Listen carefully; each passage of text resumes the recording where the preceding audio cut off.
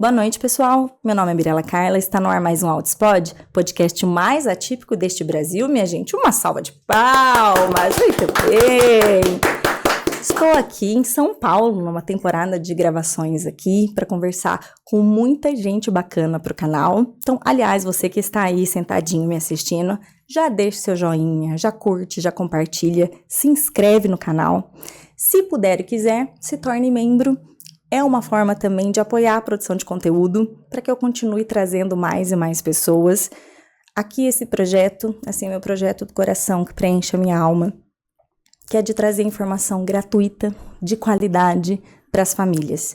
Então, quando você participa, o YouTube, o Spotify, os streamings aqui, que tá o canal, vão entender a relevância e levar para mais e mais pessoas, que assim como eu, anos atrás, estava ali perdida, dando um Google, assim, em autismo, para que vocês possam encontrar o Autispod, encontrar a nossa comunidade e a gente se fortalecer, tá bom? Falando em rede de apoio, você já conhece o IEPSIS. O IEPSIS é o Instituto de Capacitação de Pais e Profissionais. Tem vários cursos livres, né, mais curtinhos, assim, condensados, cursos mais longos, cursos de pós-graduação. Dá uma olhadinha.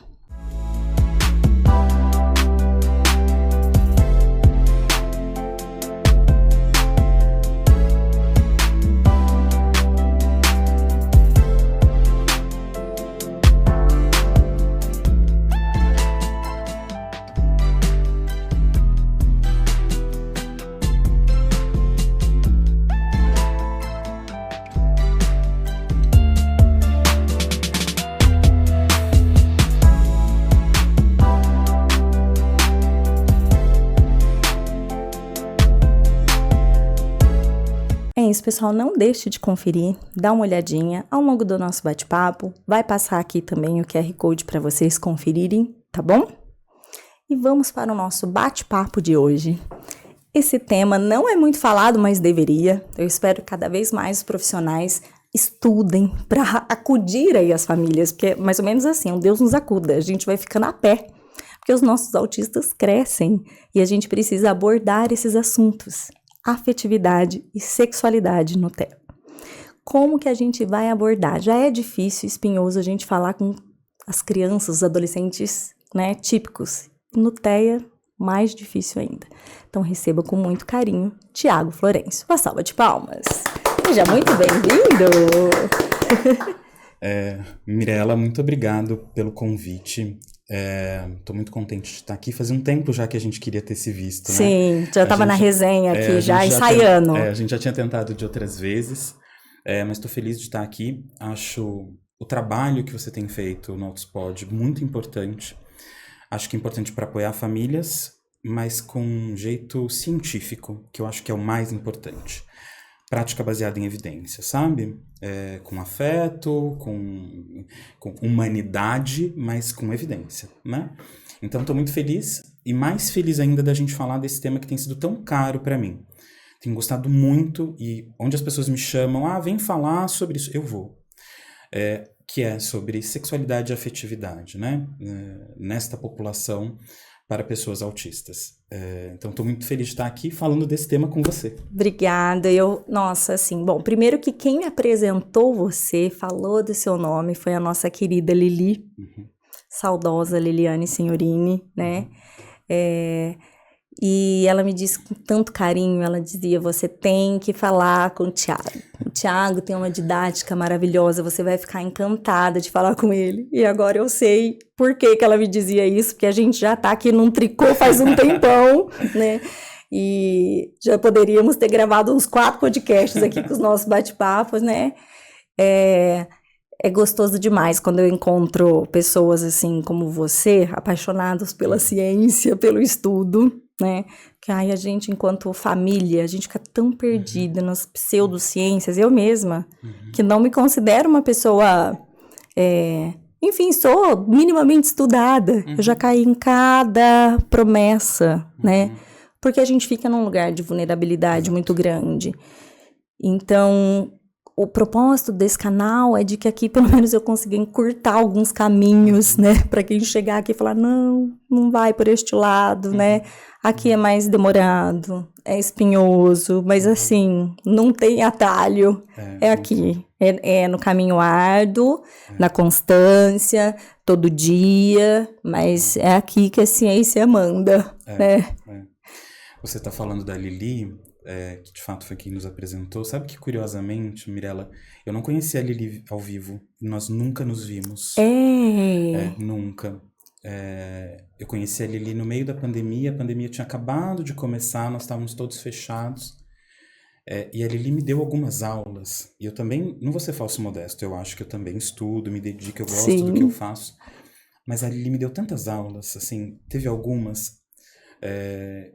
sobre sexualidade, eu já estava falando sobre isso, já estava estudando sobre o tema, e ali tinha tanta experiência de vida, tanto respeito, assim, tanta troca, né? E aí a gente trocou tantas vezes, assim, mas a gente não conseguia se ver.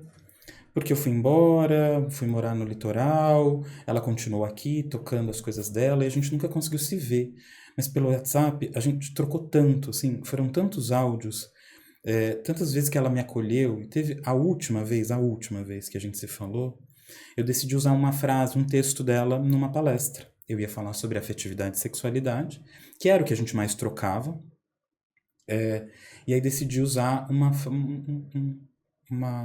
um texto dela, em que ela conta sobre algumas ansiedades de mãe, né? Os filhos estão crescendo, em resumo, vão lá no Instagram da Lili, vale a pena, né? Vocês vão encontrar esse texto lá. E ela fala os filhos crescendo, como é que a gente faz com a sexualidade, privacidade, até onde a gente tem que ir ou não, enquanto pais, ela descrevendo. E eu falei, Lili, posso usar? Primeiro que ela sempre atende a gente assim, né? Meu amor, atendia, né? E aí ela falou, vai ser um prazer você usar. Se ela soubesse como era um prazer pra gente usar as coisas que ela falava, enfim. Então esse tema... é importante, e eu acho que precisava mencionar a Lili, porque ela foi propulsora de algum jeito, muitas vezes, sabe? Nossa, a Liliane, ela foi um elo, ela ainda é. Ela ainda é. Ela é um elo na nossa comunidade entre tantas pessoas. É inacreditável o tanto de pessoas que ela conectou. A força dela. O Instagram dela, gente, ainda tá ativo. O Marcelo, o marido dela, que tá por trás, ele não tem feito tantas postagens. Eles têm 3 filhos autistas, né? Então, é confuso. Mas é @somostea. O Instagram dela tem muita postagem bacana, tem lives, tem muita coisa legal lá. Mas a Liliane era uma força, assim. A Lili era uma pessoa que colava todo mundo. Todo mundo. Né? A Lili era unânime. A gente faz isso, né, Mirella? Depois que a pessoa morre, a gente fica, ela era querida, né? Mas a Lili era de verdade. Não, de verdade. Assim.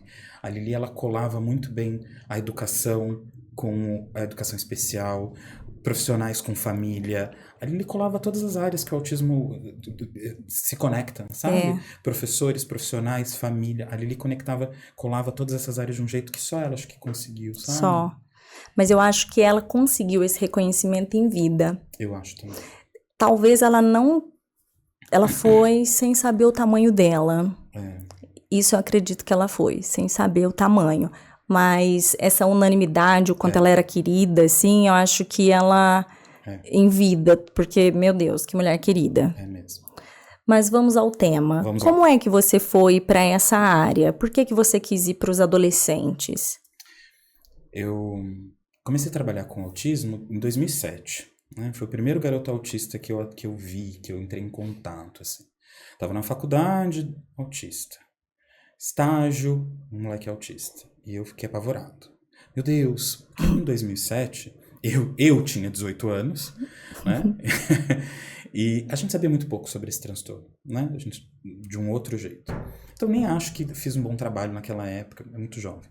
E aí vim para São Paulo, primeiro AT que eu tinha para fazer, que me encaminharam com a professora Jair de Regra, era um garotinho autista. E aí eu comecei a trabalhar, e a habilidades sociais sempre me interessou muito, Mirella, muito, né? é a menina dos meus olhos, assim, como é que a gente aprende esses comportamentos, porque eles são aprendidos, que favorecem a nossa interação social, né? Sempre achei isso incrível de estudar. Mas chegando em São Paulo, com tanta gente com currículos, né? Os garotos soft, como a gente estava falando agora há pouco, não costumam chegar assim, né? Chegavam para profissionais com titulações muito importantes. Assim. Então eu comecei a trabalhar muito com problemas de comportamento e tal, né? Autolesivos, heterolesivos e tal. Mas a habilidade sempre ficou aqui no meu campo de visão e tal, não sei o quê. E em algum momento a carreira foi dando certo e tal, e eu comecei a atender habilidades sociais, né? Habilidades sociais em tudo que você pode imaginar. Desde ir com um rapaz num bar na Augusta na sexta-feira à noite, até andar de trem, de metrô, espaços públicos, saídas sociais e tal. E aí os moleques vão crescendo, né? Sim. Criancinhas vão virando adolescentes, jovens pré-adolescentes, adolescentes e tal. E aí eu comecei a perceber que os moleques vinham para mim, eram encaminhados, e eu montei uma equipe, trabalhei com uma equipe uma época e tal. Eles eram encaminhados, Mirella, com assim, a gente precisa ensinar habilidades sociais para esses garotos, porque eles são muito... ficam em casa, né, trabalham, estudam e vão pro quarto e tal, não sei o que, a gente precisa ensinar para esses garotos interações sociais e tal, não sei o que. Essa era a motivação das famílias e das escolas, né? Buscavam por isso. Quando o moleque chega até mim, eu comecei a perceber que tinha uma outra motivação. Né? Para eles estava ótimo, assim. No quarto tô ótimo, não quero sair dali. Tá ótimo. Mas eles começam a perceber que faltam algumas habilidades para interagir com aquela pessoa que tem um crush, se é que você me entende, sabe? Sim. Então a motivação desses moleques que começam a chegar para mim era de interesse erótico mesmo, Sim. sabe? Do início ali da puberdade, como é que eu faço para conhecer garotas, né? Era esta a motivação. E aí quando eu entendi que era isso que estava acontecendo na minha carreira, né? Eu entendi que os adolescentes tinham crescido, que eu precisava ensinar habilidades mais específicas para eles e que elas tinham a ver com interesse erótico mesmo, sabe? Uhum. Pelo outro, pelo corpo do outro. Pô, preciso estudar isso. Né? Preciso me especializar formalmente sobre isso, né? E aí fiz a especialização em sexualidade, me tornei sexólogo e tal, mas os meninos então chegam na minha vida assim, né? Com o interesse de conhecer pessoas. Quero conquistar garotas, quero namorar. O approach. Exato. Nossa, eu sou muito vintage de falar approach. As pessoas usam esse termo ainda, gente? As pessoas da nossa idade, da nossa talvez. idade. Então, e aí, adolescentes também crescem, e aí me enveredei pelo atendimento de adultos, né? Adolescentes e adultos com TEA, né? E aí, na análise do comportamento, isso, ainda pegando esse gancho das habilidades sociais, é dividido, tipo assim, em grupos de categorias. Então, habilidades sociais profissionais, habilidades sociais... Conjugais. Tá, conjugais, aí de amizades, enfim, e tem essas aí para namoro, para abordagens, assim... O conceito de habilidades sociais ele é muito complexo, viu, Mirella? Porque uma coisa que todo mundo que estuda habilidade social no Brasil e fora do Brasil, uma coisa que todo mundo concorda é que não dá para definir, né? Todo mundo concorda em discordar sobre o conceito de habilidades sociais. Uhum. Por quê? Porque é um conjunto de habilidades que favorecem a interação social, mas a gente não consegue definir qual é esse conjunto. Uhum. Por quê? Porque o que é habilidoso socialmente no trabalho não é necessariamente habilidoso socialmente em casa. Sim, sim. E às vezes o que é habilidoso socialmente aqui onde eu estou não é habilidoso socialmente na comunidade, lá na classe social X, no país X, no país Y. Sim. Quer dizer, então, esse grupo de habilidades que a gente aprende, ele varia muito. Sim, sem dúvida. Muito. A gente performa diferente em ambientes e contextos distintos. Exatamente. Sem dúvida. Então, tem alguns autores que tentam, de fato, separar, né? Então, existem até alguns protocolos nacionais, né? Habilidades sociais conjugais. Não sei se a gente pode falar aqui os nomes, pode? Pode sim. Da Zilda e do Almir Del Prete. Sim, ai, nossa, né? eu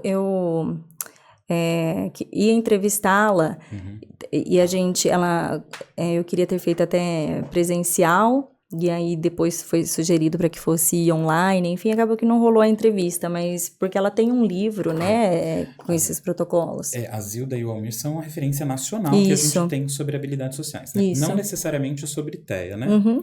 Mas habilidades sociais de um modo geral.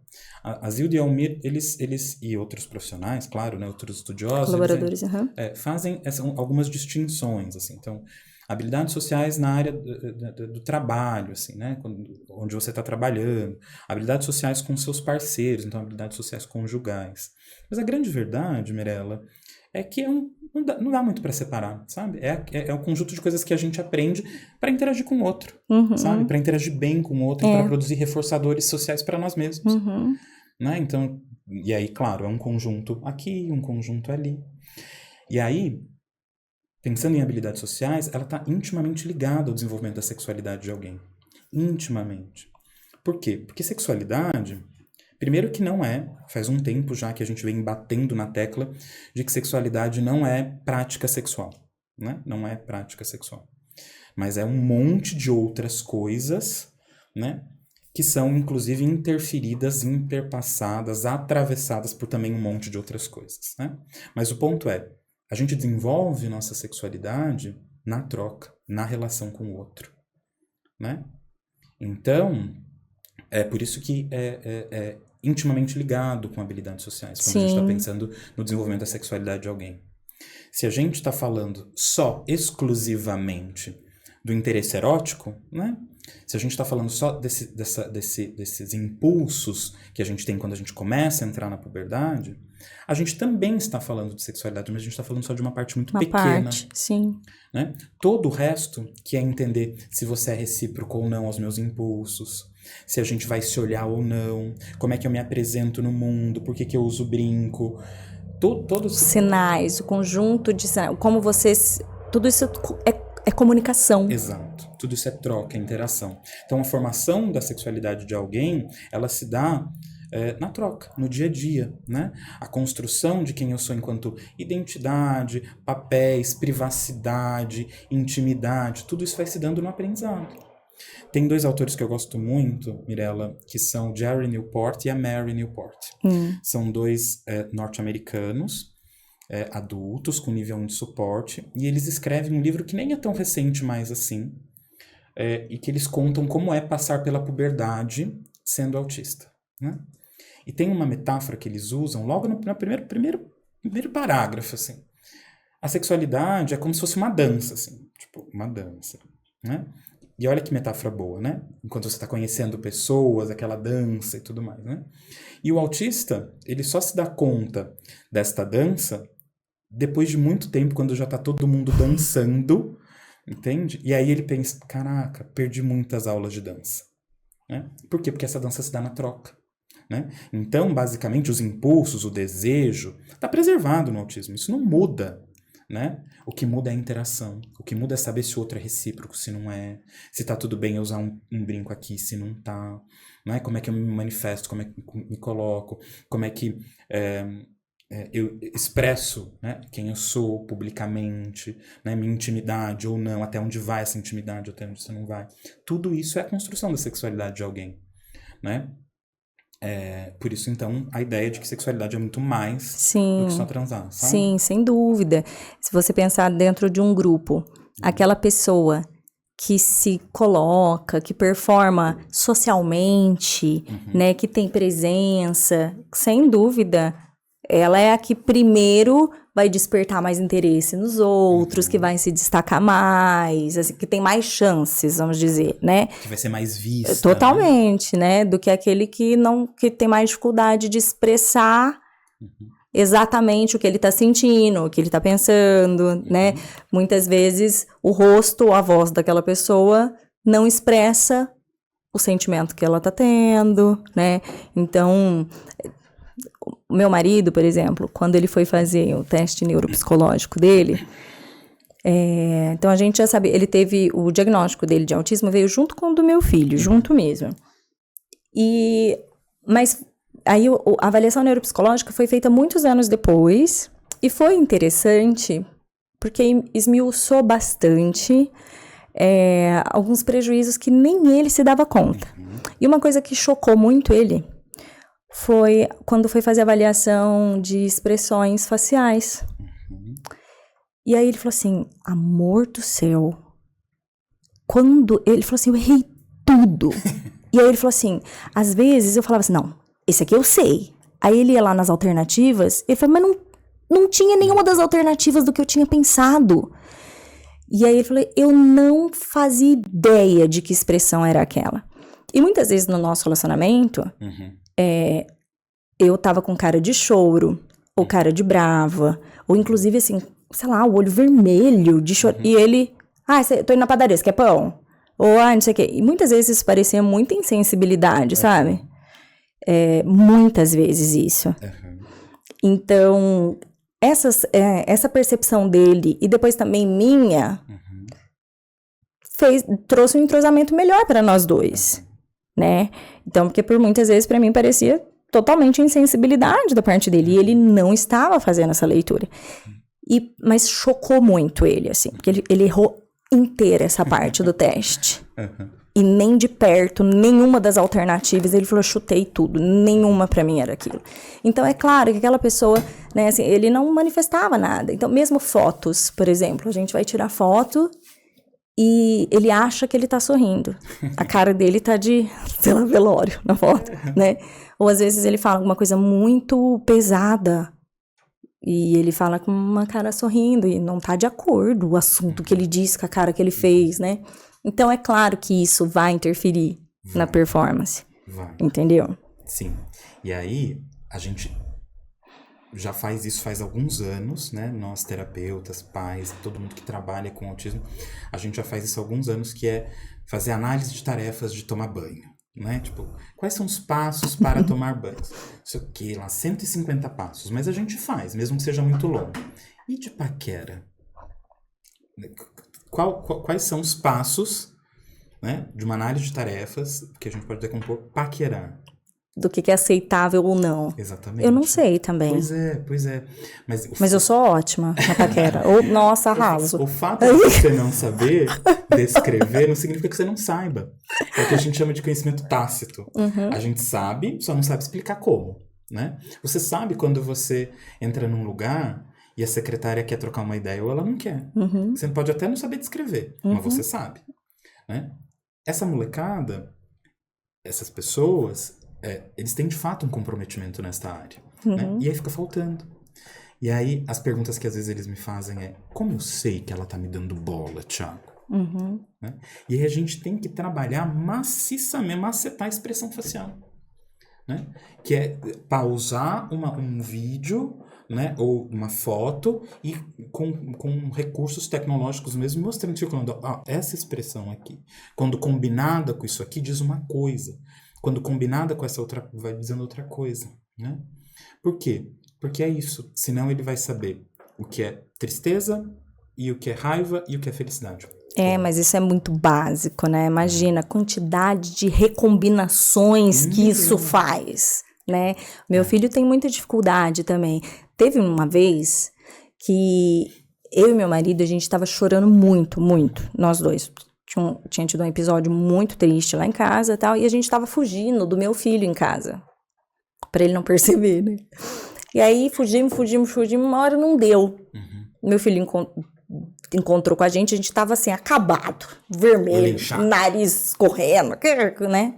Meu filho olhou pra gente, mãe, eu vou jogar videogame, que não sei o que e tal, né? Daí deu crise de riso na gente. Porque eu falei assim, nós estamos lascados, nós temos muito que trabalhar com esse menino. Tipo assim, juro, deu crise de riso, porque era muito caricata a nossa expressão. E meu filho não reconheceu. Mas foi ótimo, porque quebrou a tristeza ali, que a gente... e aí ele, por que vocês estão rindo? Porque a gente, nós gargalhamos, sabe? Então, eu falei, gente, às vezes... E isso acontecia muito na época que a gente até namorava, porque às vezes pra mim eu achava que meu marido tava tirando com a minha cara. Ele tá tirando com a minha cara, né? Não é possível que ele... E eu tive essa certeza dentro de mim sempre, que ele tava tirando com a minha cara. Hoje eu sei que não, que ele realmente não não entendeu. Mas ficou sempre por isso. Ele tirou com a minha cara, então tá bom, vida que segue, né? E eu sei que eu tenho que trabalhar muito isso com meu filho. Muito. E eu trabalho muito. Eu trabalho hoje que ele tem um repertório complexo de fala, tudo. Eu trabalho muito ironia, muito expressões, muito metáforas, tons de voz que eu falo com ele, sabe? E ele hoje devolve algumas coisas pra mim, só que muitas coisas ele entende, mas ele já identificou só o meu tom de voz. Se é outra pessoa que vai falar, ele não capta, e aí eu tenho que sinalizar pra ele. Então, às vezes, eu combino com outras pessoas pra falar a mesma coisa. Filho, lembra que a mamãe falou? É a mesma coisa que a mamãe disse, né? Então, foi brincadeira, né? Porque não é instintivo. Mas é ensinado, né? O que você falou, é maciço, né? Mas... E dá trabalho. Dá trabalho. E quando a gente fala, especialmente do nível 1 de suporte, né? Que é o que eu tenho trabalhado há muitos anos, Mirella, é negligenciado. Porque aí parece que não tem tanto problema, sabe? Né? Mas aí tem. Porque quando vai conhecer uma garota, né? Ou quando vai conhecer um garoto, ou quando vai se relacionar com pessoas, né? Aí não sabe como a pessoa tá se sentindo, porque a gente expressa, né? Comunicação não verbal, não vocal, que a gente mostra no rosto, a gente conta um monte de coisa, né? E aí não consegue identificar o que essa pessoa está sentindo, o que essa pessoa está contando. Mais do que isso, não consegue dizer o que está sentindo, o que está contando, e não consegue se colocar no lugar dela. Eu tenho um paciente, que eu posso falar publicamente porque ele autoriza, né? Já falei isso algumas vezes, assim, e é um dos meus xodós, assim. E ele fala, a minha esposa, ela espera que eu faça surpresas. Aniversário do casamento, não sei o que, aniversário dela. E eu não faço, não é porque eu não sei que ela gosta. Eu não consigo entender como é que alguém gosta de surpresa. Entende? Então, não é só ele não saber fazer surpresa. Ele não consegue entender, né? Como é que alguém gosta de uma coisa que para ele é absurda. Por quê? Porque é todo organizado e tal. E todos aqueles outros sintomas. Não gosta, né? Ele gosta de previsibilidade. De previsibilidade, né? Então, e aí como é que... Se ela esperar, e aí vou dizer ela ou todas as outras pessoas que se relacionam, né, com o autismo, afetivamente, né, romanticamente ou não, esperarem afetos típicos, vão se frustrar. Entende, Mirella? Isso. Porque a gente até pode treinar, a gente até pode trabalhar, e eu acredito que é possível, Sim, que eles mascarem o suficiente para apresentar afetos típicos. Entende? Mas o trabalho, o custo para eles é muito alto. Entende?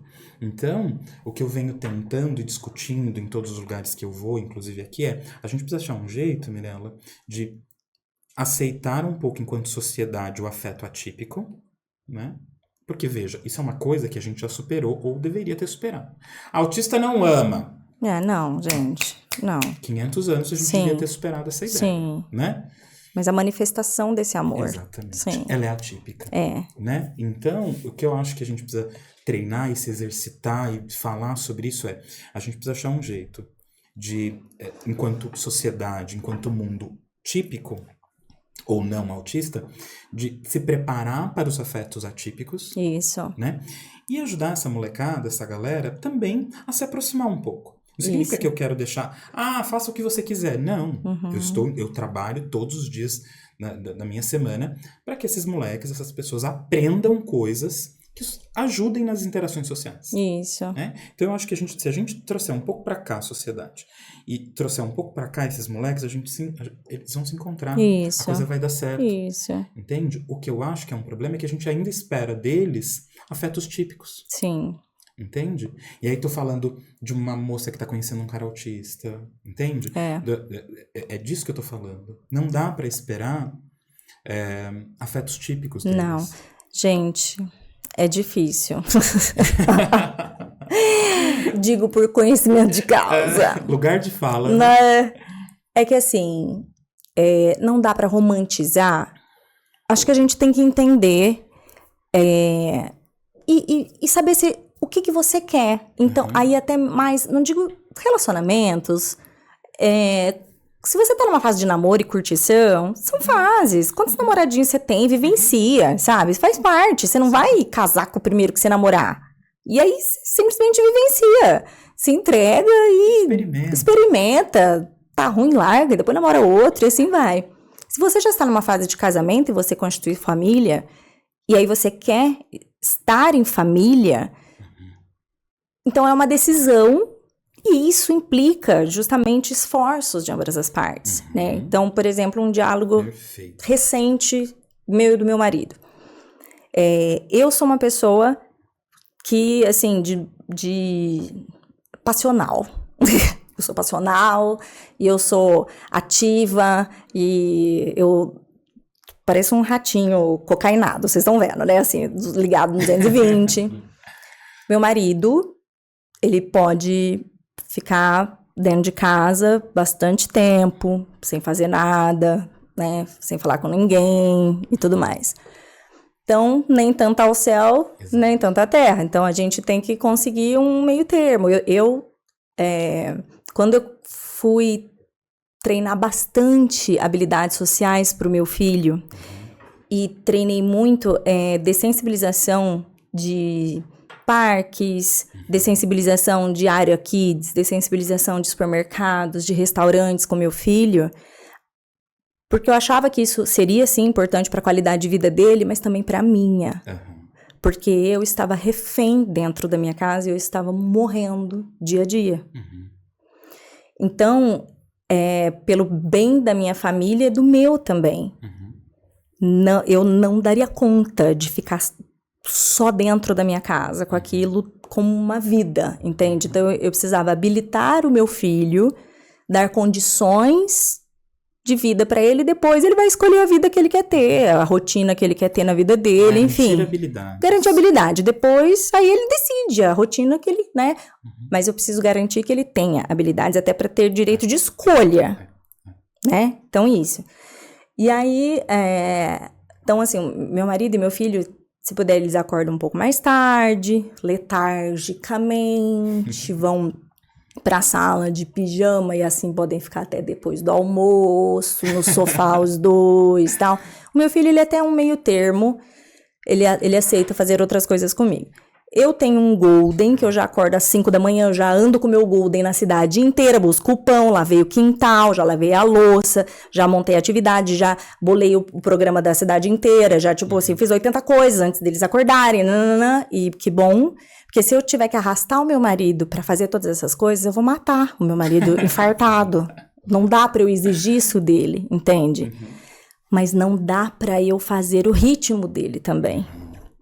Então, é difícil. A gente vai, por exemplo, pra praia, em família. Olha a gente na praia em família. A praia em família é meu marido dentro do quarto no ar-condicionado, porque ele não aguenta suar, ele não aguenta areia, ele tem dermatite e psoríase, e ele não vai no sol, ele é tipo vampiro. Eu vou pra praia com meu filho. Aí eu e meu primo, meu filho praieiro, hora que o sol se põe, meu marido chega na praia pra buscar a gente e voltar pro hotel. Essa é a nossa família na praia. Então, e aí, se você tiver expectativa... Que meu marido vai curtir praia comigo? Ou se você acreditar que a única manifestação de afeto dele é ele te acompanhar onde você está, você vai se frustrar. Porque aí ele vai ter que fazer... Eu estou aqui hipotetizando, tá, Mirella? Mas ele vai ter que fazer um esforço muito grande pra mascarar, e aí nós estamos falando de masking. Sim. Que eles são muito bons, mas tem limite, né? Adulto em nível de suporte, que recebe o diagnóstico tardio, inclusive, já é muito bom em masking, né? E aí ele vai conseguir mascarar um monte de coisa, né? Mas tem limite, uma hora ele espana, né? Então não dá. Por outro lado, né? Também não dá pra fazer só o que ele espera. Sim. Né? Então...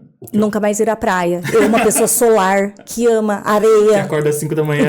Tipo assim. Mas ele já fez, porque eu já achava que, então, ele tinha, quando a gente, namorada, tipo, não me ama, não vai na praia comigo?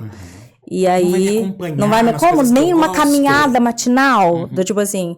E aí o cara lá com insolação, febril, vomitando no banheiro, tremilicando, né? Porque eu também não entendi o que era isso. E aí, os outros 5 dias de febre e passando mal na praia, né? Porque a gente não entendia o que era. Então, A gente tem que, se a vontade é estar junto e a gente quer, a gente sabendo o que a gente tem que dar um jeito de fazer funcionar. Então a gente continua indo à praia.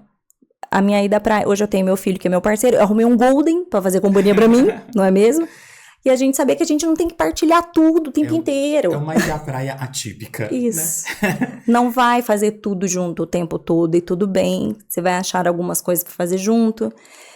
É saber que, às vezes, por exemplo, se eu passar um fim de semana inteiro, só eu e ele, eu posso passar ele passa um fim de semana inteiro mudo, se eu não puxar assunto. Uhum.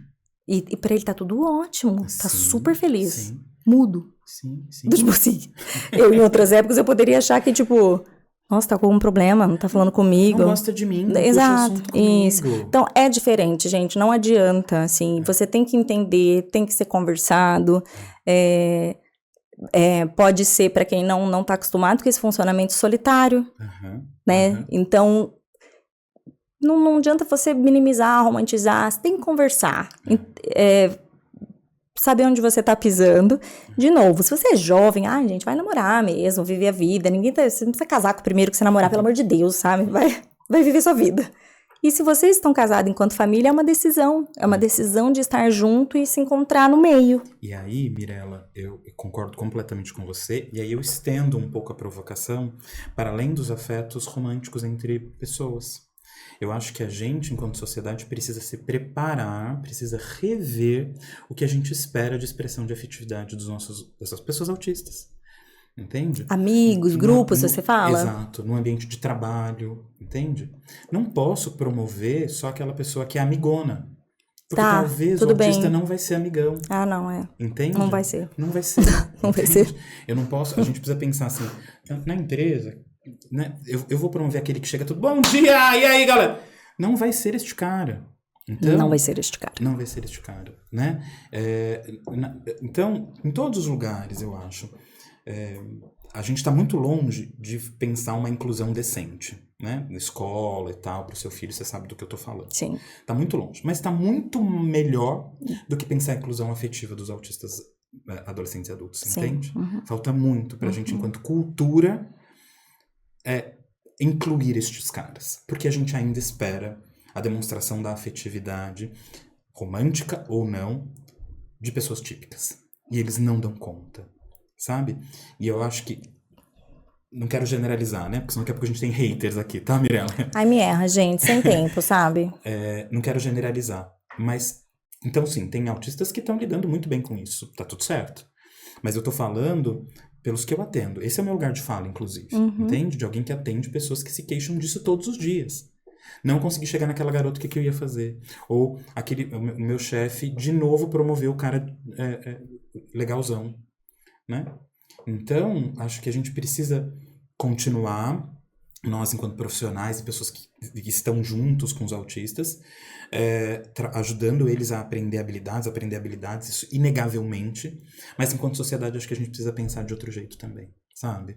Então, é isso, aquele cara que é mais quietão na dele, ele não é chatão. Para de ser mané você de achar isso dele, sabe? Ele só tá na dele, sabe? E pode ser autista, pode não ser, também não importa. Sim. Né? Então, aquele cara que senta todo dia no mesmo lugar no refeitório, ou aquele cara que veste sempre a mesma calça, sabe? Para de achar que ele é estranho, para de apontar que ele é feião, sabe? Tipo, ele só é daquele jeito e é isso. Porque, às vezes, pode ser de fato um cara que não dá conta de usar outro tipo de calça. Sim. Entende? E tá tudo bem. Né? Ou pode ser aquele cara que se sente mais seguro comendo no mesmo lugar do refeitório todos os dias no seu trabalho, né? Então eu venho sendo chato nisso, sabe? Você trabalha com muita gente que tá no mundo corporativo? Bastante. Nossa, deve ser Bastante. caótico, né? Eu não vivo essa realidade ainda. Meu filho é criança e o meu meio é de mães que saíram do mercado de trabalho. E a maioria dos pais não estão, assim, mas não sei, não é um meio que eu vivo. E aí a maioria vem... me ensina, Thiago, a ser aquilo que o meu chefe disse que eu precisava ser para ser promovido. Que triste. E aí o que é que o chefe disse que precisava ser? Legalzão. Mais descontraído, ou ser mais assertivo, ou se colocar mais forte, não sei o que. A Andrea Werner Querida. teve uma das vezes que a gente conversou, ela falou que de um dos processos de trainee que ela teve, e acho que de uma das empresas também que ela trabalhou, que o chefe falava, Andréia, você não pode se sentar só com quem você gosta, você tem que sentar com quem precisa, e ela disse que ela até tentou, e aí depois também falavam pra ela, você tá sempre com a cara de brava, e ela, mas eu não tô brava, tipo, essa é a minha cara, né, tipo, de novo, essa questão da expressão facial, às vezes a entonação da voz, né, então às vezes uns feedbacks que ela também não conseguia fazer a leitura disso. E aí é uma população cansada. Putz, meu, o mundo Entende, corporativo, meu Deus. Mas o mundo corporativo, professores em escolas. Também. Né? Por quê? Porque a gente espera O típico. expressão afetiva típica. Mas alguém tá se encaixando? Porque, sabe, eu não sei, me parece que era um negócio, eu não sei. Alguém... Parece um padrão tão inatingível pra ninguém mais, eu não sei mais se as pessoas estão se encaixando. As pessoas autistas? Não. Ou todos nós? Todos. Ah, eu acho que a gente tá vivendo uma doideira, Nossa! né? É um momento meio doido, assim, que a gente tá vivendo. Mas com certeza os autistas estão no total, tão fora, né? Tão assim, fora. então... Mas eu acredito, eu sou bem otimista, viu, Mirella? Eu sou otimista Não, eu nas também pessoas. acho, assim. Não, eu também sou. Eu sou super. Eu acho que se a gente continuar batendo, discutindo isso aqui... Eu sou super poliana. É, eu também. Você lia poliana? Sim. Eu sou super, assim, de achar que a gente... que pode dar certo se a gente continuar trabalhando, sabe? Se você se interessar por um rapaz, se você se interessar por uma pessoa num espaço público e ele ficar sentado quietão na dele, ele não é porque ele é estranho, sabe? Ele só talvez esteja precisando de um tempo. Tem uma moça que eu gosto muito, a Carol Cardoso. Não conheço. É uma autista adulta, e uma vez a gente... Sabe o seu seminário de autismo na vida adulta que o Luciano Lacerda organiza?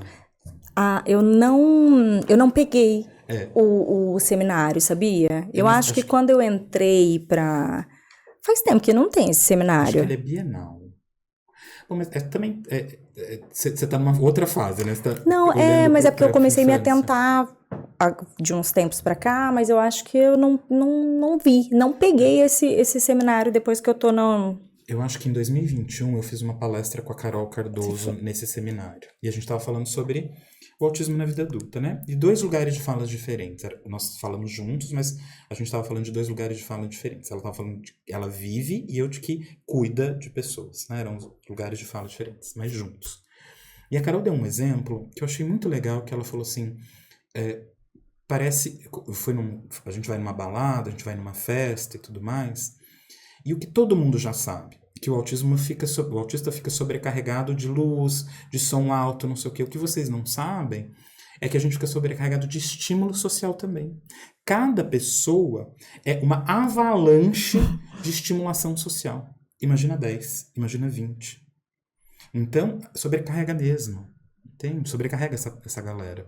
Não dá para esperar, então, que eles lidem e expressem sua afetividade do mesmo jeito que eu e você, entende?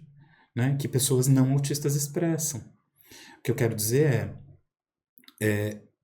tem uma expressão que eu gosto muito, a gente precisa legalizar o amor atípico, entende, Mirella? A gente precisa legalizar os afetos atípicos. A gente precisa aceitar e lidar bem, melhor com os afetos atípicos. Né? Então, aquele aluninho que talvez não consiga dizer como uma outra aluninha que faz um coração, né? E coloca o nome da professora no meio e entrega aquela coisa fofa. Talvez o garotinho autista não consiga fazer desse jeito. Isso não significa em nada que ele não goste da sua professora, entende?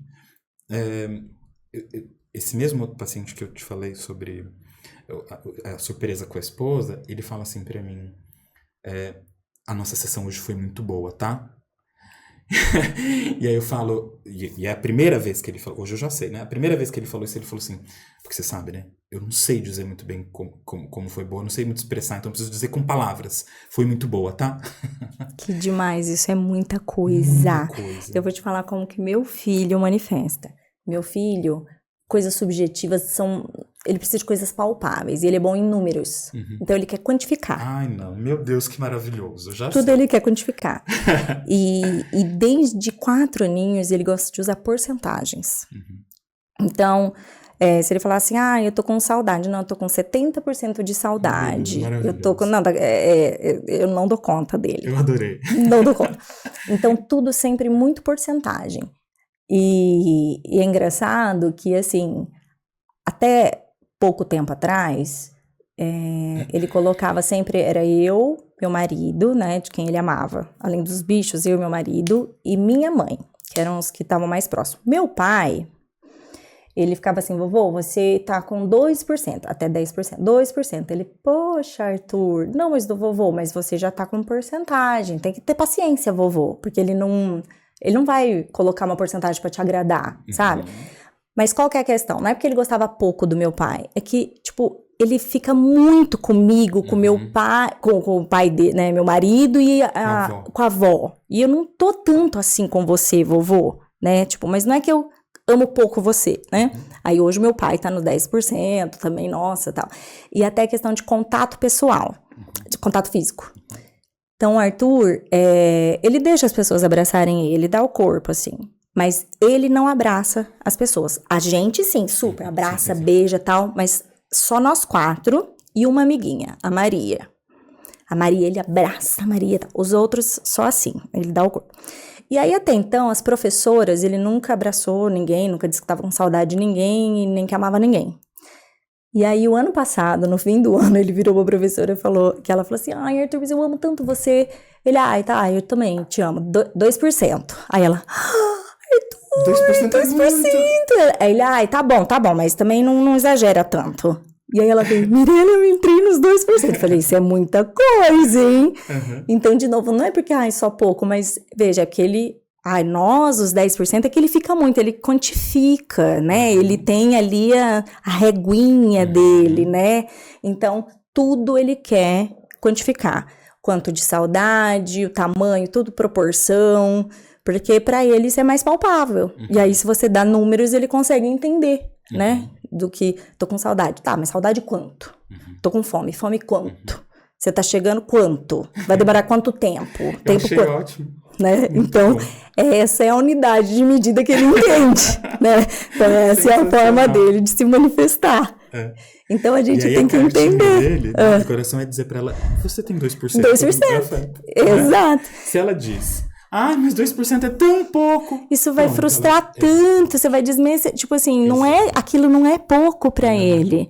É que, né, pros outros ali, é que ele tá junto o tempo todo, é quem ele abraça, ele senta no colo, ele beija, mas, poxa, foi a primeira que ele deu 2%. E mesmo que fosse, Mirella, qual é o problema também? Então, respeite isso. Mais das outras. Tipo assim, não gosto, por exemplo, entre minha mãe e a professora, eu amo mais a minha mãe. Óbvio. Não é? Não tem problema nenhum, mesmo que 2% fosse pouco.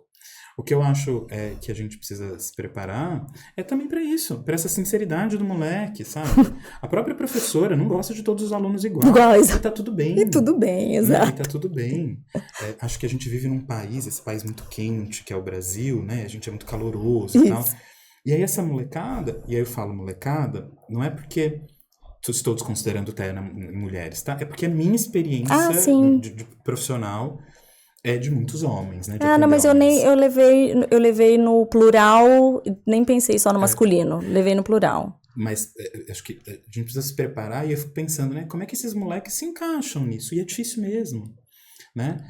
Isso porque quando a gente está falando de sexualidade, quando a gente está falando do interesse romântico, a gente está falando de um pedaço da pizza. Tem todo o resto da pizza, Mirella, todo o resto, assim.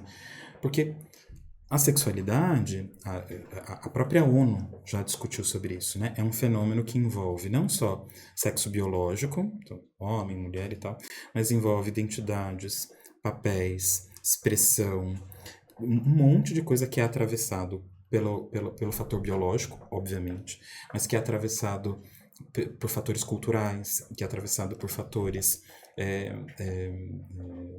religiosos, espirituais. Isso foi inserido no conceito de sexualidade, que eu achei muito bom, porque de fato o que a gente é, a construção da nossa sexualidade, é interferida também pela religiosidade. Sim. Culturalmente, Sim, sem porque dúvida. São tantos atravessamentos, Sem dúvida. né? E pensar no afeto, assim, é uma parte. Tem todas as outras habilidades, assim, todas as outras partes do desenvolvimento da sexualidade que pessoas não autistas vão assim, desenvolvendo, meio aos trancos e barrancos, vai dando certo. Só vai. A gente vai aprendendo, né? E vai indo. Essa molecada, como eles são de fato menos sensíveis à interação social, eles vão, como diz o Jerry Newport, eles vão perdendo a aula de dança, né? E aí você se descobre com 12, 13 anos, tendo uma ereção, e você não sabe de onde ela vem, né? Você olha para o corpo de uma outra pessoa, né? E você não sabe de onde vem isso que você está sentindo. Você não sabe nem nomear o que dirá, o que significa isso, né? Você se olha no espelho, lá com 14, 15 anos, e não gosta mais do seu cabelo curto, quer ter cabelos compridos, mas a sociedade diz que você tem que ter cabelos curtos. Essa questão de identidade, você nem sabe o que isso significa, sabe? Porque pessoas não autistas, a gente aprende olhando muito rápido o rosto. Quando que você aprendeu, por exemplo, que não podia mais sentar no colo de homens? Né? Quando você aprendeu, por exemplo, que a partir de agora não pode mais tirar a cueca em público? Né? Uma parte da população, de fato, é ensinada. Olha, mas uma outra parte, só Mirella, observando, é só olhando, sim. é só trocando, é só aqui no tete-a-tete, um com o outro. Né? Se eu tenho um comprometimento nesta troca, eu também vou ter um comprometimento nessa aprendizagem. E aí precisa ser um ensino mais estruturado. Exatamente. E aí a gente precisa se preocupar com isso. Né? Então, do mesmo jeito que eu me preocupo em achar estratégias para ensinar o meu cliente a paquerar, né, em decompor aquelas habilidades, então isso aqui, eu me preocupo também com as outras esferas da sexualidade dele que estão se desenvolvendo, né? Então, por que você precisa ficar agora, a partir de agora, ou a partir de muito pequenininho fechado, quando você vai ao toalete, né? Por que você não pode mais tirar a roupa em público, né? Porque tudo isso é trabalhar a sexualidade deste cara. Aí é o que entra a educação sexual. O que é educação sexual? O nome é muito ruim, né? Tá. Porque educação sexual, as duas palavras, educação e sexual, são palavras que vêm do latim. E educação vem de ensinar. E sexual vem de sexo. Então, se você junta as duas, fica ensinar a transar, a ter sexo. Entende? Então, o nome é muito ruim. E não é isso, não é sobre isso. Não é sobre isso. Então, educação sexual, basicamente, é ensinar para pessoas, não é só para crianças, é para pessoas, sobre o corpo dela, sobre o corpo do outro, sobre intimidade, sobre privacidade, sobre erotismo, sim, quando chegar o momento, sobre... Enfim, é ensinar um tanto de coisas sobre ela e sobre o outro. E sobre como viver em sociedade, né, que não necessariamente sobre prática sexual. Sim, prática sexual tá dentro, né? É óbvio que tá. Sim. Mas não é tudo, é uma parte. Isso. Né? Então, quando a gente está falando de educação sexual, o nome é ruim e as famílias pensam, mas... Vou falar de sexo com criança. Vai incentivar meu filho a ter uma vida sexual com 7 anos. Não falaremos de prática sexual com criança. Obviamente que não, né? Então, educação sexual, e tem uma coisa que eu sempre gosto de dizer, tem 2 jeitos de ensinar educação sexual, de ensinar sobre isso. Ensinos estruturados, e que eu defendo que precisam existir em todos os lugares para todas as pessoas, mas também tem na incorporação da prática do dia a dia.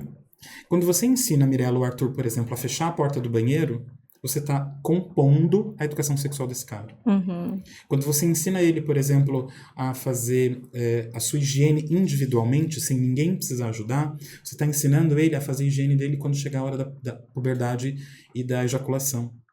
Entende? Quando uma mãe ensina uma menina sobre cortar as unhas, qualquer outra, a gente está ensinando se limpar com um lencinho umedecido, está compondo a educação sexual desta menina para quando ela estiver na menarca, ela saber o que fazer. Então, E eu acho que a gente tem que fazer as duas coisas juntas, entende? Educação sexual de um jeito estruturado, ensinado mesmo, com etapas, não sei o que, e incorporada no dia a dia, entende? E aí eu acho que tem muitas mães, escolas também, que fazem isso aqui e nem se dão conta. E eu discuto com as mães. Você ensinou seu filho a fechar a porta quando ele ficou independente no banheiro? Ela fala, claro, educação sexual. Você ensinou ele sobre privacidade. Sim. Não pode ficar com a porta aberta. Sim. Né? Você sabe que, assim, quando eu era criança, minha família é muito grande, então são muitos tios, muitos primos, todo mundo meio que cuidando de todo mundo, né? Quando eu era criança, tomava banho todo mundo junto, eu tomava banho com os meus pais, enfim, eu não tinha uma preocupação dessa. Quando que eu comecei a pensar diferente? Quando eu tive o Arthur também, logo que eu tive ele, eu também não tive essa preocupação. Quando eu vi que o Arthur tinha um desenvolvimento diferente, não sabia ainda do autismo, mas não veio a fala dele. E depois eu entendi que eu ia precisar deixar meu filho com outras pessoas e que ele não falava, eu imediatamente falei assim, ninguém mais fica sem roupa adulto aqui em casa perto do Arthur. Chega, ninguém, nem sem camisa. E na minha família, era algo que a gente não via maldade nisso, no geral, né? E aí, porque me veio uma preocupação assim, meu filho não fala, não sei quando vai falar, e eu preciso que seja tão estranho um adulto sem roupa perto dele, a ponto de que se algum dia acontecer, isso tem que causar uma estranheza. Se ele não conseguir diferenciar, se isso for normal no dia a dia, como é que de fora ele vai saber quando é ou quando não é? Então, proibido todo mundo. E era uma coisa que assim, que nem ele era nelezinho, 1 ano e pouquinho, às vezes eu entrava no banho, eu tomava banho e dava banho nele, eu parei, eu proibi, o Roberto já não fazia isso, mas eu fazia. E aí, às vezes, minha mãe dava banho, enfim, então falei, acabou, todo mundo. E aí, foi a primeira vez que me veio essa preocupação. Também eu nunca tinha criado ninguém, né? Assim, do meu primeiro filho. E aí me veio isso em mente, assim, falei, meu Deus, né? Assim. E desde então, eu comecei a ter muito de me preocupar. O Arthur ainda não falava, eu não sabia se... como ele não falava, não respondia nada das estimulações, eu não sabia se ele tinha alguma deficiência intelectual, eu não sabia a extensão da compreensão dele. Sim. Mas mesmo assim, eu sempre explicava e narrava coisas para ele. Pedia licença para tocar nele. Eu já fazia isso na fralda até, meio que instintivamente. Mamãe vai abrir sua fralda... Dá licença que a mamãe vai trocar aqui que eu vou limpar você. E sempre pedi muita permissão para tocar nele. E depois sempre reiterando isso, né? E depois a minha urgência de desfraldá-lo era para que as pessoas não tocassem nele, que ele tivesse não precisasse trocar, né? Isso, que ele tivesse essa independência, tudo, e sempre expliquei muito. Hoje, meu filho fala, tem autonomia, mas é algo que eu explico muito, né? Isso da independência, das partes íntimas dele e tudo mais. A minha casa vive cheia de criança, como eu te falei, vai sempre a meninadinha lá, tá sempre a molecada, né? E às vezes eu fico assim, tem as priminhas, os priminhos, eu lembrava meus primos, tudo tomando banho junto, peladinho, tudo. Eu não lembro de ter maldade, eu não tenho nenhuma lembrança com... nada na minha cabeça, mas hoje, quando tá a molecadinha lá junto, se eles estão tomando banho, eu deixo de cuequinha e calcinha. Não deixo peladinhos. E aí eu também tomo cuidado, então vamos supor, se tem priminha ou amiguinha lá em casa, eu que levo a menininha no banheiro pra ajudar se precisa de alguma coisa. Se é menino, meu marido que leva. Então, meu marido não leva as menininhas, as amiguinhas que estão. A gente é do bem. Mas, na verdade, o que eu sempre reforço, não vai com um homem sozinho no banheiro, enfim, eu não sei, eu tento, isso assim meio que instintivamente, certo? Isso também faz parte de uma educação sexual, de tentar ensinar limites, a proteção, ou identificar para se preservar o que é íntimo, isso também seria? Não. Acho que sim. Quando a gente está falando da nossa população, dessa população dos TEA, eu acho que isso é o mais importante, Mirella. Por conta do risco, não é? De identificar, assim, porque é muito vulnerável para entender os sinais, não é? Por quê? Porque os dados que a gente tem, eles são tristes, eles são ruins de dizer, mas eles são importantes. A gente não tem dados hoje, Mirella, só sobre TEA, tá? Mas a gente tem dados sobre PCDs, né? Que é o grupo que o TEA legalmente está incluído, né? O risco de abuso e as denúncias de abuso, acho que essa informação é melhor, de abusos de toda a ordem de pessoas PCDs, pessoas com deficiência, é de 400% a mais do que pessoas típicas, não PCDs. 400. E aí a gente ainda precisa pensar quais são os dados daquelas crianças, daquelas pessoas que não denunciam, né? Então esse número de 400% a mais, na minha opinião, já é mascarado, né? Então, talvez esse seja a informação mais importante, né, que a gente precisa falar sobre educação sexual para esta população.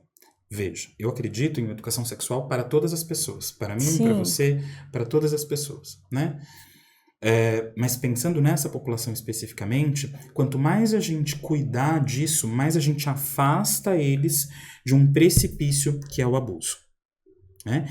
E aí, quando eu estou falando de abuso, obviamente aqui nós estamos falando de abuso sexual, mas de toda a ordem, né? Então, e quando você fala assim, meu marido leva, né, eu levo as meninas e tal, não sei o quê, uma coisa que eu digo e que é um dado que é muito amargo na boca, que é o dado muito amargo, assim. Mais de 50%, acho que 60 e poucos por cento, não vou lembrar do dado, mas tá lá no Disque Denúncia, tá? Sabe o Disque 100 que a gente liga para fazer denúncia? Tá lá no site do Disque Denúncia, então não sou eu que tô dizendo. Mais de 50, acho que é 60 e poucos por cento, é de pessoas que aquela criança conhece. Ok? Então, é o pai, é a mãe, é o tio, é o padrasto, é o zelador do prédio, é a professora, é o educador físico. São pessoas que essa criança está em contato. Não é o desconhecido, o desconhecido é em sua minoria. Sim. E aí tem um outro dado que é tão relevante quanto, que e aí é mais amargo na boca ainda, e é onde as pessoas ficam bravas comigo quando eu digo, mas eu preciso dizer, em sua maioria são homens, os abusadores, né? Então, quando a gente está falando especificamente desta parte da educação sexual, né? Como eu falei agora há pouco, é uma pizza muito grande, mas esta parte específica, a gente precisa proteger essas crianças, né? Porque elas são muito vulneráveis. Muito vulneráveis. Muito vulneráveis. Exato. O que eu fico pensando é assim, ainda mais as menininhas, não é para ser normal homens adultos ficarem levando ao banheiro, ajudando a trocar, não é, tio nenhum, não é, E aí, sabe? Justamente porque a gente, como que a gente previne causando essa estranheza toda de um adulto. Adulto não é para ficar tocando a criança, né? Então, nossa, eu sou muito neurótica com essas coisas, assim. Eu tenho muito pavor disso. Mas essa sua preocupação, ela não é do nada. Não é. Ela tá Infelizmente, nos dados. Tá nos dados. Não sou eu. Uma vez aconteceu isso, Mirella. Deu uma palestra e aí um rapaz fica me esperando depois da palestra para me intimidar, assim, sabe? Tipo, você quis dizer... Não, eu não quis dizer nada. Entende? Não sou eu que estou dizendo. Eu estou apresentando os dados como eles são.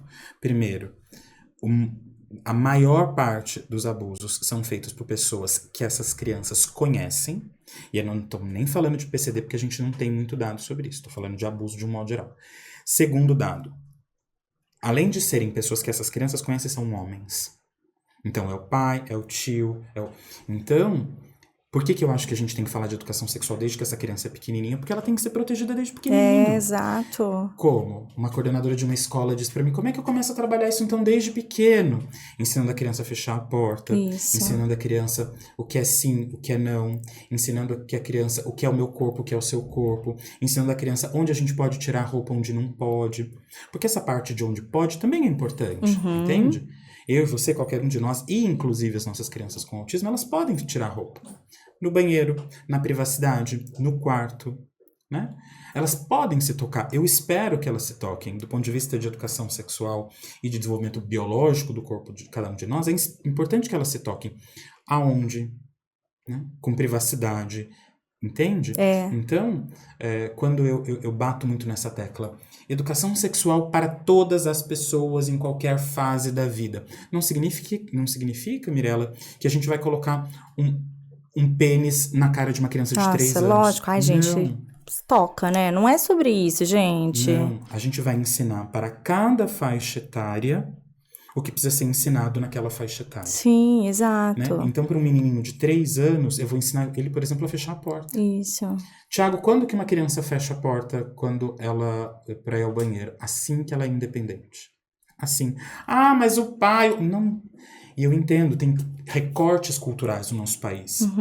Né? Uma vez eu estava dando um curso e um cara, acho que é da Bahia, ele falou assim, mas Chaga, aqui é muito calor, a gente fica sem roupa mesmo, a gente fica com pouca roupa. Eu falei, eu entendo, mas a gente precisa achar um jeito de manter a tradição cultural da família e lembrar que esta criança que a gente tem aqui, ela vai ter uma dificuldade muito grande porque ela tem um comprometimento nas suas interações sociais de entender um olhar de malícia e de um olhar de carinho. Exato, de fora de casa e nos outros contextos. Foi exatamente esse clique que me deu quando eu falei, ninguém mais fica sem roupa na frente do Arthur. Tipo, ele não vai saber diferenciar tão fácil assim, né?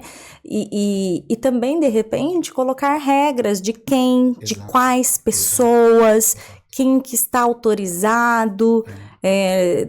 se você tem determinados cuidadores para determinados momentos, né?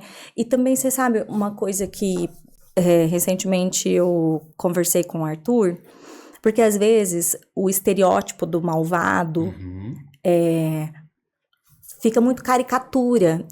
E como as pesquisas mesmo revelam, né? Às vezes o malvado é aquele da família, é aquele ente querido, é aquela pessoa que você ama. É o enteado da mãe. Isso. Né? Então, eu tava conversando com o Arthur sobre bullying. Especificamente por conta, acho que foi um caso foi de Santos aqui recentemente, que teve um menino, Carlos, que foi espancado na escola pelos amigos. Aí até levantaram a questão se era autista, não era autista, por fim acho que não era, mas fato é que o menino acho que tinha uns 13 anos e... praticaram bullying com o menino na escola, no banheiro, juntou uma galera, bateram no moleque, o menino saiu com muita dor, a mãe levou no hospital, ele se queixava de dor para respirar, dor, deram de pirona, mandaram para casa, depois acho que tinha perfurado, você chegou a ver? Isso, perfurado o pulmão, coisa assim, o menino morreu. E aquilo me pegou muito, muito, muito, eu fiquei horrorizada, como todo mundo, né? E aí eu fui conversar com o Arthur sobre isso. E eu falei assim, filho, você sabe o que é bullying? Daí ele falou, sei, mamãe, é o valentão, né? Eu falei assim, mas você sabe que às vezes, filho... Porque ele falou assim, mamãe, na minha escola não tem valentão. Falei, mas você sabe, filho, que às vezes o valentão pode ser o nosso melhor amigo, pode ser a nossa priminha. Às vezes o valentão não é aquele cara igual tá no desenho, que é um menino forte que vai bater nos mais fracos. Às vezes o valentão é alguém que a gente gosta, mas que de repente vai ter um comportamento feio. Porque as pessoas, ninguém é totalmente mal ou totalmente bom. Às vezes a gente erra. Às vezes quem vai errar e fazer alguma coisa muito feia é alguém que a gente ama. E aí o nosso papel é corrigir, falei pra ele. Falei, esse menino, eu contei a história pra ele, que o menino tinha morrido. E que aí os meninos tinham batido nele. E vários outros não bateram, mas assistiram. E não fizeram nada. E que eu achava que também eram culpados. Porque se calaram e todo mundo tinha a mesma culpa, né? E aí eu explicando pra ele que muitas vezes se a gente se deparasse com atitudes erradas, mesmo de que a gente gostava, que a gente não podia se calar, que a gente tinha que ensinar, chamar atenção, enfim, eu fico tentando trazer várias coisas ao contexto. E aí às vezes isso também do tocar, às vezes carícias inadequadas, né? Eu trago isso também pro Arthur, de adulto não é pra cosquinhas... Carinho, não é. E carinho não é segredo. Isso. Isso é uma coisa que eu tenho batido muito nos lugares que eu vou, Mirella. Carinho não é segredo. Entende? Se tem algum adulto propondo um carinho, Em segredo, que é o segredinho entre porque é nós, errado. isso é um problema, isso é uma bandeira vermelha. Né? Então, tem um autor que eu gosto muito, que é o Milton Berg, e ele fala sobre ensino de safety skills, habilidades de segurança. Né? E ele versa sobre habilidades de segurança envolvendo armas de fogo. Mas o que ele escreve sobre armas de fogo também é muito útil para a gente aplicar para educação sexual. Então, a gente precisa ensinar primeiro o que é risco. Entende? O que é risco? Risco é falar com outras pessoas, risco é tirar a roupa em público, existem alguns riscos. E aí a gente precisa ensinar, depois que ensina o que é risco, o que fazer, então, habilidades de segurança em situação de risco. Né? Então, e aí ele é prático mesmo quando ele fala. Precisa ensinar a gritar, precisa ensinar a falar não, Isso. precisa ensinar a procurar um adulto de confiança, especialmente porque quando esse adulto de confiança é avisado, outras crianças podem estar em risco. Né? Então, quando eu falo isso, parece que eu estou sendo sensacionalista, sabe, Mirella? Não. Ou tentando ser assim, alarmante, deixando as pessoas alarmadas e tal. Uma vez uma mãe falou assim pra mim: ah, mas ainda não chegou na fase de educação sexual. Aí eu perguntei pra ela, né, mas quantos anos tem seu filho, né? Aí ela falou assim, ah, tem 8. De fato, não chegou na parte da educação sexual erótica. Isso Sim. ela tem razão, né? Eu preciso me preocupar com ereção, com masturbação, com higiene, depois que o moleque entrou na puberdade. O marcador biológico é o melhor. Assim, entrou na puberdade, a gente começa a se preocupar com o erotismo, né? Com ensinar, então, pornografia. E veja, ensinar não significa que eu vou ligar um vídeo na cara da criança, tá? A lidar com a demanda que ela trouxer. É diferente. Mas isso é depois da puberdade. Isso não significa, Mirella, que antes da puberdade a gente não possa pensar nessas coisas que você está mencionando. E eu, Thiago, acho que a gente tem que pensar desde que essa criança tem condição. Isso, então, de compreensão, exato. Terminei o desfraude, essa criança está independente no desfraude, ela já pode fechar a porta. Isso. Aí eu fui dar uma supervisão uma vez numa clínica, ela falou assim, mas e o que eu faço com as mães que não querem que as portas fiquem fechadas, porque meu filho vai ficar lá dentro? Eu falei, não, somos analistas do comportamento, vamos ensinar essas mães, vamos sensibilizar essas mães, vamos trabalhar com essas mães, então, para que elas suportem os filhos delas terem intimidade, privacidade, né? Porque as nossas crianças, Mirella, essa molecada autista, a gente, especialmente quem tem intervenções grandes, né? Elas crescem com a gente tocando elas. Ajuda física, põe a mão, pega, ajuda, não sei o que, não sei o que. E eu não tô dizendo que isso não é importante, né? Uma vez eu fui dar uma formação em Floripa e uma fisioterapeuta falou assim, Thiago, se eu não for muito invasiva, o moleque não volta a andar. Então, eu sou muito invasiva e o benefício disso a médio prazo é ele voltar a andar. É um treino. E não é isso que eu estou discutindo. Super importante. Sim. Mas as nossas crianças, elas são, elas são muito pequenininhas, tocadas. Tocada. E aí cresce com 13 anos, 14 anos, sem entender quando pode, quem pode. Eu acho, Mirella, até que depois de uma determinada idade, ninguém mais pode. Eu brinco com as famílias assim, o máximo que pode é gritar da porta, lavou o cabelo, não sei o quê. Perfeito. Sabe? E não entrar mais. É isso mesmo. Para que esse garoto tenha privacidade. Gente, isso é muito sério. Mãe e pai, isso é muito sério. A quantidade de história de abuso que a gente sabe é surreal. E aí o que vai acontecer, toda vez que eu apareço assim, nas redes sociais, não sei o que, em público, como eu tô fazendo aqui, aí as pessoas me encontram, sabe, Mirella? Aí vem uma família daqui, uma família dali, não sei o que, não sei o que. Aí chove tragédia. E aí eu tenho ficado sabendo de cada história que a gente não acredita e que poderia ter sido prevenida, que poderia ter sido evitada se a gente começou a planejar a educação sexual desse garoto desde muito pequenininho. Então assim, quem pode ver o seu pipi? Ninguém! Ou você pega um boneco, né? Quem pode tirar a roupa desse molequinho aqui? Ninguém! Ah, mas se ele quiser no banheiro? No banheiro pode. Ou então, uma atividade lúdica na escola ou em casa, não sei o quê, em que a gente desenha círculos. Um menininho... Onde é permitido e onde não Isso, ou então a gente desenha um menininho, pode ser de pauzinho mesmo. E aí em volta, intimidade 1. Com quem você tem intimidade 1? Com a mamãe, com o papai, com a vovó que visita muito a casa, não sei o quê. E intimidade 2? Com a professora, com não sei o quê. E a intimidade 3? Com o zelador do prédio, com o bedel da escola, não sei o quê. O que é a intimidade 1? O que é a intimidade 2? O que é a intimidade 3? A educação sexual sendo feita daquele outro jeito que eu te falei, no dia a dia, incorporada. Uma atividade como essa pode fazer parte de um treino de educação sexual? Pode, eu acho que precisa ser. Mas também pode ser incorporada no dia a dia.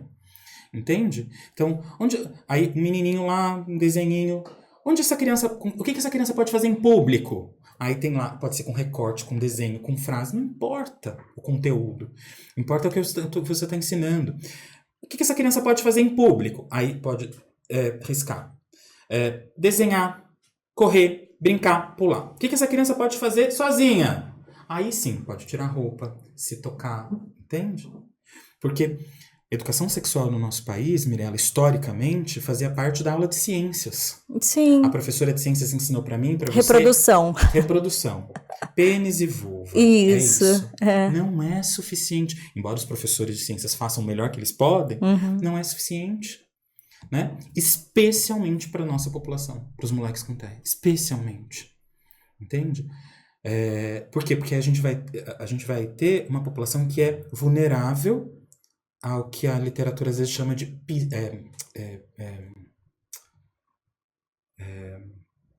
aquilo que a gente usa, iscas. Eles são vulneráveis a iscas. Sim. Entende? Então, olha, sua mãe tá no carro. E aí, como eles são muito treinados a segmento de instrução, olha, meu nome é Thiago e eu sou amigo da sua mãe, ela tá me esperando no carro, vamos lá? Parece muito distante, né? Tipo, ou então uma família diz, não, mas aqui em casa não vai acontecer, porque a gente vive aqui protegido. Só quem convive com eles são pessoas de confiança. Não acredito, Mirella. Não acredito, sabe? Então, não é verdade, porque tudo que a gente... um estranho, por si só, já vai causar aquela estranheza. O autista, em regra, ele já não é o do contato, ele já não... Então, se ele der esse espaço, já vai ser para aquele que está no ciclo de convívio, gente. Historicamente dizendo, vai ser aquela pessoa. Então, infelizmente, não é o estranhão que vai chegar do além e abduzir aquele indivíduo. E a gente tem que tomar cuidado, Mirella, até com as regras sociais que a gente usa. Quando aceitar beijo, abraço. Isso. Ai, vai lá, beijo, tio. Tem que ser o simpaticão. Isso. Por quê? Ou então outra regra. Quem pode tocar em você? Papai, mamãe e médicos. E quem é médico? Quem veste branco. Pronto. Aí você já tem um universo desse tamanho aqui. Quem veste branco? Um montão de gente, um montão de profissional, entende? Então, eu sou um pouco mais radical. Ninguém pode. A menos que você esteja dodói, e aí é um cenário diferente, né? Aí algumas pessoas podem fazer algumas coisas. Tirando isso, cara, a menos que você tá fedido, não toma banho direito há 3 dias. Aí a tua mãe tem que dar um tapa geral ali na hora do banho, né? Sabe aquele banho que é de esfregão? Sim. Aí sim, do contrário. E a gente precisa ensinar eles e falar sobre isso. Sim. Né? E aí pode ser com boneco, pode ser... Não importa. Né? Eu acho, Mirella, enfim, eu acho que é um sonho um pouco... Talvez sonhar alto demais, mas eu espero que profissionais como nós, sexólogos, a gente seja um dia dispensável. Para que essas discussões e essas práticas, elas façam parte do mundo. Sabe? Psicólogos, não necessariamente sexólogos, já tenham contato com isso. Nutricionistas, professores, entende? Para que isso seja incorporado no dia a dia. Eu sei que é um sonho alto demais, mas eu espero que... Talvez eu não veja isso. Mas eu espero que aconteça um dia. Sabe? Que uma professora possa, sem uma parte fundamentalista da nossa sociedade, massacrar ela, porque ela colocou 2 imagens, uma de um menininho, de uma figurinha com vulva e outra de figurinha com pênis. Isso não existe. Isso não existe. E eu acho que deveria existir. E essa professora não faz isso, em parte porque não tem preparo, eu entendo, e em parte porque se ela fizer, os pais macetam ela. Entende? Só porque tá ensinando pro garoto partes íntimas diferentes. E o mundo existe. Entende? Se quem for ouvir aqui o que a gente está conversando, quiser procurar no Google, pode jogar no Google. Atividades, parte corpo humano, partes do corpo humano no Google. Pode jogar. Pasmem. Não tem. Não tem. Tem o quê? Cabeça, rosto, corpo, isso aqui, isso aqui, isso aqui, isso aqui. A hora que chega na vulva e no pênis, o que é vulva? É a parte que a gente vê. Vagina é a parte interna. Não tem? Não tem. Não tem. Eu encontrei uma. Agora tem um pouco mais, mas há um tempo atrás, uns 5 anos, eu encontrei uma feita por uma professora norte-americana. Você tá falando sério? Tô falando sério, não tem no Google. Se Mas você o tanto de nudez que tem. para atividades com crianças, não tem. Se você jogar atividade infantil, partes do corpo, ou qualquer combinação disso, não tem. E aí tem lá atividades assim, rosto, tem até a sobrancelha, de tão sofisticado que é. Chega nas partes íntimas, não tem. E eu acho que tinha que ter. Eu acho que uma professora podia ter condição, a professora, o médico, o fonoaudiólogo, sabe? Para ter esse tipo de... Você acha que isso talvez seja por conta de controle, por conta de controle de pedofilia, coisa do tipo? Eu acho que pode ser, porque tem esse risco desses dados que a gente acabou de dizer. Sim. Acho que é importante isso. Mas também tem uma outra parte da sociedade que é a gente não lida com isso como deveria. Falar de sexo não é praticar sexo. Falar de sexualidade não é praticar sexualidade, entende? Discutir isso com uma criança, educação sexual, falar pra ela, olha, esse menininho aqui é menininho porque tem essa parte aqui. Acabou. Ninguém vai falar onde ele vai colocar essa parte, entendeu, Mirella? Que é imediatamente o que vem. Um pai não deixa o filho de 4 anos mais dormir com a irmã de 12 porque ele tá encostando o pênis Ai, gente. Não é erotismo, entende? Isso para ficar muito claro. Quando é que a gente pensa em comportamento erótico? Quando há um marcador biológico. Entrou na puberdade, e aí como é que é? Começa a sentir um cheirinho, o CC, começa a ver pelos, a voz começa a mudar, os meninos a gente começa a ver uma penugem no rosto, as meninas a gente começa a ver os seios aparecendo. A gente está falando de um marcador biológico. A partir deste marcador biológico, aí a gente começa a pensar em erotismo. E se tem tesão, de fato. Isso de turminhas diferentes, que eu tô falando. Que eu contei a história, eu, as primaiadinha, tudo diferente, de idade, tudo peladinho, tomando banho. E aí? Eu acho que depende de como é... Do contexto da família, essas coisas. De como é discutido, entende? Difícil, né? Mas se a gente estiver falando, por exemplo, de um priminho de 12 anos, aí já tem outra pegada. Agora, o menininho de 4 anos que tá encostando, isso tem muito.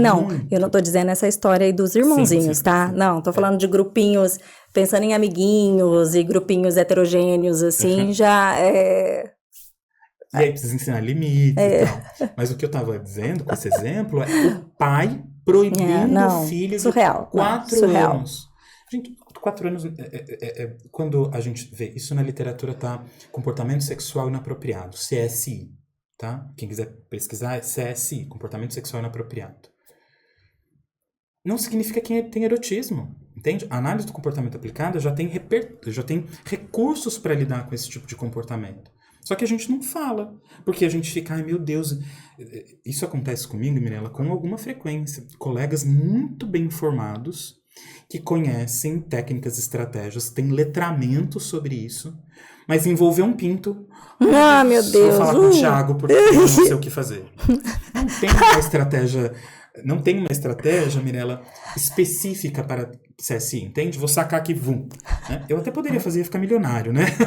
Não tem. É um tabu, né? É um tabu. Então, como é que a gente faz? Puta, a análise funcional. Descobriu que a função é autoestimulação. O que a análise do comportamento aplicada já tem para autoestimulação? Massa, é isso aí que a gente vai fazer. Tiago, mas você não acabou de dizer que... As crianças estão em risco, então proteja-as. Se proteja quanto profissional. Chama a mãe e explica, Mirella, Arthur começou a fazer isso aqui. Tá abraçando a terapeuta e tá ficando de pipi duro enquanto abraça a terapeuta. A equipe pensou nessa estratégia específica. Tudo bem pra você? Todo mundo assina, tá tudo certo. Entende? Mirella, sua menininha de 3 aninhos tá encostando objetos na vulva, CSI, comportamento sexual inapropriado. A gente pensou nessa estratégia aqui, porque a gente descobriu que é mantido por atenção. Mantido por atenção, a gente tem DRA, reforçamento diferencial alternativo, mas tudo bem, Mirella? Vamos trabalhar isso aqui. É isso. Entende? Mas é um tabu tão grande, para as famílias, para nós, para mim também. Eu fico tímido quando eu tenho que falar sobre isso Sim. com algumas pessoas. Sim. Mas a gente vai jogando isso para debaixo do tapete, né? E aí quando vê o tabu tá gigante, Enorme. a questão tá gigante. Aí a gente tem um menino de 15 anos com um pênis do tamanho de um homem adulto, com pelos, tirando ele no shopping. Né? Isso é um problema. Isso é um problema. Isso é um problema. Isso é um problema. Né? Que se a gente tivesse feito um trabalho de educação sexual, pode ser projetado, programado no dia a dia dele, ou só incorporado no dia a dia, né? Lá quando ele tinha 3, 4 anos, talvez a gente não estivesse vendo isso hoje. Talvez, né? Sim. Porque senão fica parecendo, Sim, eu falo isso, aí sim. alguém ouve e fala, o Thiago tá acusando que fui negligente com meu filho. São muitas variáveis. Sim, sim, Eu sem só dúvida. estou acrescentando que se essa criança passa por um projeto de educação sexual desde que ela é muito pequenininha, e vejo, de novo, não estou dizendo de pular etapas. Para cada criança, para cada desenvolvimento, o que é importante. Adequado. Exato. Se ela passa por esse processo, a gente evita que ela sofra no futuro ou imediatamente. Então, pode ser uma musiquinha. Tem um monte na internet, eu compartilho de vez em quando nas minhas redes sociais. Olha essa daqui, né, que são criancinhas com a professora cantando sobre quem pode olhar o corpo delas. Ninguém. A mãe pode fazer de vez em quando com os bonecos. Onde você pode tirar a roupa? Quero ver se você sabe responder essa. Né? É um quiz hoje. Né? Eu estou ensinando sobre privacidade, intimidade, sigilo. E carinho não é sigilo. Carinho não é segredo. Perfeito. Entende, Mirella? Então, quando eu conto isso para criança, e a gente pode fazer isso. Tá vendo esse abraço de urso que eu tô dando em você e todo mundo tá vendo? Isso aqui é legal. Tá vendo? Te agarrei no shopping. Todo mundo pode ver. Exato. Agora, se alguém te disser que quer agarrar escondido, não pode. Por que tem que ser escondido? Entende? E aí, o que eu recebo muitas vezes é, Mirella, mas meu filho tem nível 3 de suporte. Como é que eu ensino essas coisas para ele? Né? Meu filho tem um DI severo, deficiência intelectual severa. Como é que eu ensino essas coisas para ele? Do mesmo jeito que a gente ensinou todas as outras coisas. Entende? Ele usa imagem, ele usa palavras, ele usa sim. Como é que eu ensinei toalete? Como é que eu ensinei a ler? Não sabe ler. Como é que eu ensinei a esperar? Como é que eu ensinei habilidades? Usa os mesmos recursos. Uhum. Entende? Mas é isso, por exemplo, eu tenho uma dificuldade gigante, por exemplo, de achar alguns estímulos na internet para um menininho pelado, que não seja erotizado, para colocar um xizinho assim. Tá. Uhum. Entende? Sim, entendi. É um recurso, e aí a gente quem trabalha com isso vai desenvolvendo seus próprios materiais, Sim. porque a gente não acha na internet. Uhum. Mas é isso. Ele aprende como? Com imagem? Vamos usar imagem, Uhum. um montão. Mas ele lida super bem com vídeos. Então vamos usar videomodelação. Uhum. A análise do comportamento já tem recurso. Tem muitas? Claro que não. Uhum. Nenhuma, nada é soberano. Sim. Mas já tem. Uhum. O que a gente não pode é negligenciar. Sim. E aí quando a gente começa a falar lá dos adolescentes, e aí sim, interesse erótico, aí sim, tesão de fato, aí a conversa é pensar como proteger esse cara quando ele tem um interesse genuíno pelo outro, né? E aí, Mirella, de novo, proteger, entende? Porque ele vai sentir coisas. Sim. Esses moleques... É fisiológico, vão sentir gente, coisas, fisiológico. né? E aí, a gente precisa pensar que, continuo falando de meninos, porque é o que eu tenho mais prática, mas o mesmo acontece com meninas, depois que o moleque entra na puberdade, dali para sempre, ele vai produzir esperma, para sempre, né? E aí ele precisa aprender como ele lida com aquilo, né? Porque ou vai ter poluição noturna, ou vai ter masturbação, ou vai ter prática sexual. Eu espero que um garoto de 13 anos ainda não tenha prática sexual, mas trabalho para isso. Mas ele pode ter poluição noturna e eu preciso ensinar ele o que fazer com isso. Isso. Como é que eu faço a higiene? O que significa isso? Não significa que ele está vazando, que ele está doente. Nada. É o corpo dele significando, uau, você está saudável, funcionando. Uhum. Né? E a terceira opção, que é a masturbação. Como é que a gente ensina? Para evitar que se machuque, que faça de jeito errado. Thiago, mão sobre mão? Claro que não. Mas a gente pode fazer videomodelação, isso funciona, a análise do comportamento já usa, né? E é assim que ficar independente faz sozinho. né? Não que faça em algum momento com alguém, você entende? Mas o que eu quis dizer, Sim, sozinho, sem intervenção, né? Sem esse Sem suporte o apoio... de videomodelação. Exatamente, né? Então, acho que se a gente começa pelo caminho de parar de negar que as nossas crianças, Teia, e aí, por exemplo, eu não gosto nem um pouco da coisa do anjo azul. Exato, né? Anjo Porque, não tipo tem assim, sexo. não tem sexo, não tem desejos. Exato. Tem, gente. Então, tem. se a gente começa por este caminho de aceitar que a gente vai ter que lidar com mais coragem do que a gente lidou até agora, com mais coragem do que a gente lida com não autistas, se a gente aceita que a gente vai ter que lidar com esta demanda com mais coragem, acho que a gente já está começando bem. Entende? Perfeito. Porque é isso, vai precisar de mais coragem. É. Eles não vão aprender como eu aprendi não autista, entende? Uhum. Alguns vão, né? Via de regra. Alguns vão, claro que vão. Mas outros vão precisar de mais ajuda. Sim. A grande maioria vai precisar de mais ajuda. E aí, a gente precisa de coragem para ensiná-los. Coragem para quebrar os nossos próprios tabus. Coragem para a gente se encarar no espelho quando está ensinando. Sabe? Coragem. Né? Criar um ser humano requer coragem. Criar um ser humano requer muita coragem. Preparado a gente nunca se sente. Mas não tem muito outro caminho, né? Não tem muito outro caminho. Tiago, eu agradeço demais esse nosso bate-papo. Foi um prazer imenso receber você aqui. Quero receber mais vezes para muitos bate-papos e outros temas. Obrigada de coração. Eu que agradeço, viu? Foi ótimo, Mirella. Obrigado pelo espaço. Obrigado por querer falar disso, né? Querer falar desse assunto que é espinhoso, que as pessoas evitam, né? Então, super obrigado, acho super importante. Eu tenho certeza que vai ter muita aceitação. Tem muitos autistas adultos que assistem aqui, muitos mesmo. É muito bacana, assim, a comunidade Autispod é um pessoal muito ativo, participa, assiste. Se a gente ficar 4 horas conversando, o pessoal assiste às 4 horas. Não assiste direto, porque a galera, quem que é desocupado, vai ficar 4 horas assistindo. Mas assim, assiste um tanto, volta, assiste, depois comenta. Você vai ver, vai ter um feedback muito bacana. E aí, pessoal, também você que tá aqui nos assistindo, deixe seu comentário. Eu sei que é bem íntimo, né? Você não precisa contar sua intimidade sexual, obrigado, me poupo disso. Mas, assim, dentro das possibilidades, né?